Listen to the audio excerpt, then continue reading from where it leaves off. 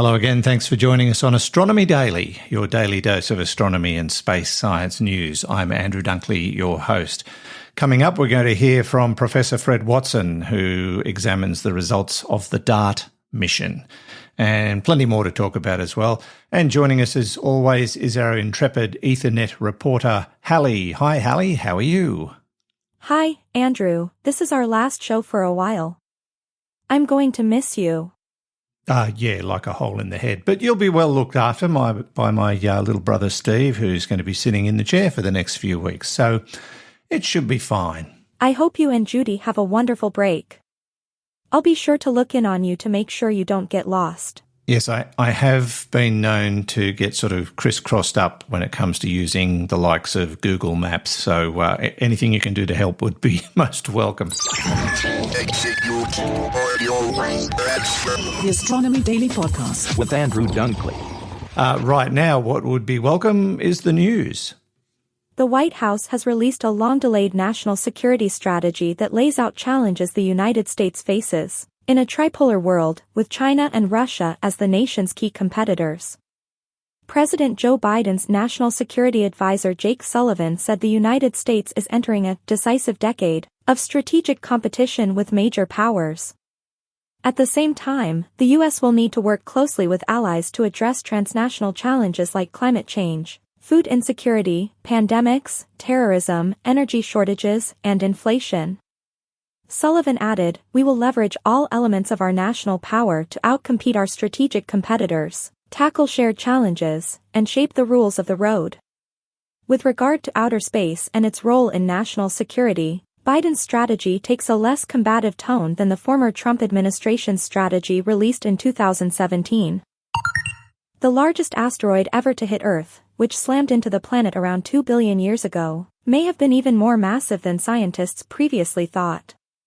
Based on the size of the Redirection crater, the enormous impact scar left by the gargantuan space rock in what is now South Africa, researchers recently estimated that the epic impactor could have been around twice as wide as the asteroid that wiped out the dinosaurs. The Redirection crater is about 99 miles or 159 kilometers in diameter, making it the biggest visible crater on Earth.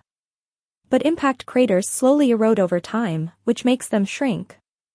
The most recent estimates suggest that the Redirection crater was originally 155 to 174 miles, or 250 to 280 kilometers across when it was formed.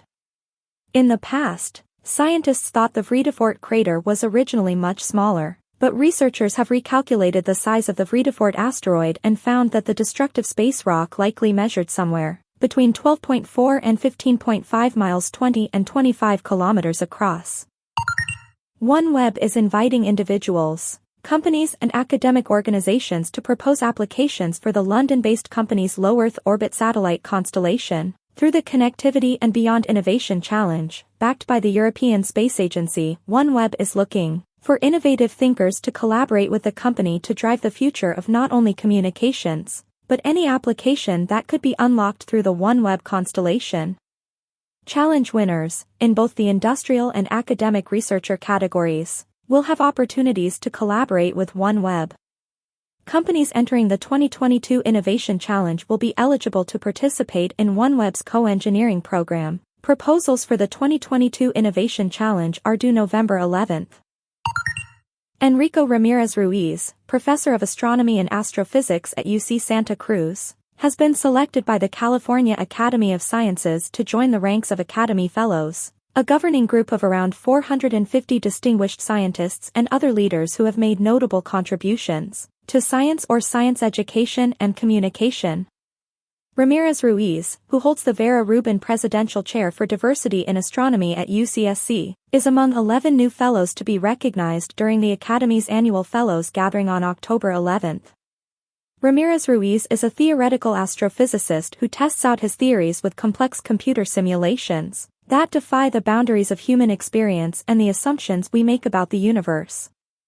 He is a leading authority on some of the most dramatic events in the universe, such as collisions, mergers, and disruptions of stars, and that's the news, Andrew. Thank you, Halley. We'll catch you before the end of the show. Now, as you've probably heard, they have the results of the DART mission, and it's very exciting news. And here to tell us all about it is Professor Fred Watson, astronomer at large. Hi, Fred. Hi, Andrew.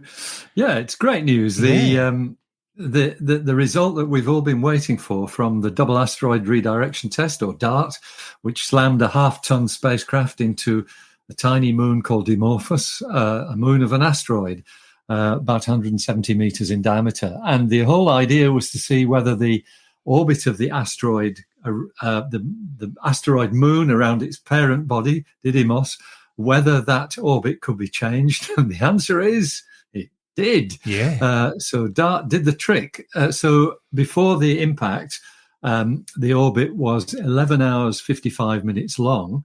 And that had been observed very, very carefully beforehand. I think you and I spoke about that in Space Nuts. But it was shortened from that 11 hours and 55 minutes to 11 hours and 23 minutes. So effectively, what it's done is sped up the orbital period of Dimorphos around Didymos by 32 minutes. And that is actually better than what was expected. I do remember reading early on in the project that an orbit change of 10 minutes will be regarded as a success. But this is done far more than that. And so the evidence is that, yes, we can actually move asteroids in their orbit if the need arises. And in fact, there's a very nice quote from one of the NASA officials who's been working on that, which is, we showed the world that NASA is serious as a defender of this planet. Now, just a question. I know this asteroid's never going to hit Earth because of its orbital plane, but if it was one of the types of asteroids that would threaten us, is it big enough to do damage, Didymos? Didymos certainly is, because that's nearly a kilometre across. But the one that was moved, Dimorphos, is 170 metres. And yes, it is big enough to do significant damage. That would cause, kind of probably statewide damage. It could devastate a city very easily. Wow. Didymos itself would be a much bigger thing. I think it's 750 metres or thereabouts in diameter. That would certainly cause consternation if an object that size was heading towards us. Fortunately, this one never is, because its orbit is really quite stable. It goes around the sun every 2.1 years. So we have proven the technology now exists to bump something out of the way should the need arise. Yes, as long as it was an asteroid like Dimorphos. Yeah. And asteroids come in many shapes and sizes. If it's bigger, we'd have to probably do multiple hits on it. Maybe so, or even maybe rethink the technology. But at least it's a first step, Andrew, in demonstrating that we can do something about this. Yeah, well, we've got to find something to replace Bruce Willis. He's not getting any younger. Exactly so. Indeed. All right. Thank you, Fred. No worries, Andrew. Good to talk. Professor Fred Watson, astronomer at large, with some thoughts on that wonderful news about the success of the DART mission. Now, I got a question through our website recently about something we talked about, I guess a week or two ago. So let's have a listen to the question and I'll try and provide an answer.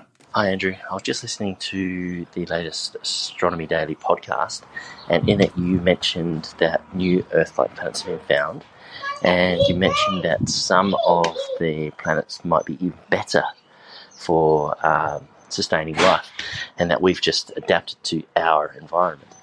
I was wondering if you could talk a little bit more about what you mean by being better suited for life than what we have here. Thank you for your podcast. Bye. Okay, thanks for the question. Well, in terms of human beings, we are on the best planet capable of sustaining life as we know it and as we have adapted to it. So don't be confused by the claim that there are better planets to live on. Not for us. But scientists have been looking at this situation for a couple of years, trying to figure out if there are planets that are better at developing and sustaining life than our own. And they do believe there are some. There was one study led by Washington State University scientist Dirk Schulzen-Macker, who published his findings in the journal Astrobiology. And they found 24 potential superhabitable worlds that are more than 100 light years from Earth. Now, they have, like Earth, an orbit within the habitable zone of their home star where liquid water exists. But the reason that they think these ones are better is because they're orbiting longer-lived stars. Relatively speaking, the Sun, as we have come to know it, is a short-lived star and doesn't burn as well as other stars. What they're basically suggesting is that planets, habitable planets, that orbit stars that are longer lived with different makeups are capable of giving planets a longer period of time to develop as habitable worlds, and therefore could be better for the sustaining or the development and sustaining of life on those worlds, and those life forms would adapt to that particular world. We would do no good there. It would be no good for us. The researchers in this case selected planet-star systems with probable terrestrial planets orbiting within the host star's liquid habitable zone from the Kepler Object of Interest Exoplanet Archive of transiting exoplanets. So that's how they found them. But to cut a long story short, in addition to looking at systems with cooler G stars, the researchers also looked at systems with K-dwarf stars, which are somewhat cooler, less massive and less luminous than our Sun. K-stars have the advantage of long lifespans of 20 to 70 billion years, which would allow orbiting planets to be older, as well as giving life more time to advance to the complexity currently found on Earth. We kind of have a live fast, die young scenario here. So in terms of sustainable life or better planets for life elsewhere, it's a slow burn approach that they deem to be better. Of course, water is the key to this kind of success, and that would apply just about everywhere. But these planets are being seen as more suited for the development and sustaining of life than Earth. Hope that answers your question. The Astronomy Daily Podcast with Andrew Dunkley. Now, one more quick story before we finish up today. SpaceX has announced a tourist mission to the moon that could help humanity extend its footprint far beyond Earth. The mission, which was revealed yesterday, is going to send wealthy entrepreneur Dennis Tito and his wife Akiko and 10 other people on a week-long journey around the moon aboard SpaceX huge Starship vehicle, which is still in development. Who those 10 passengers will be is unknown at the moment. Only the Titos have reserved their seats. The goal of SpaceX is to make humanity multiplanetary, although, as we previously mentioned, finding another planet like ours might be difficult.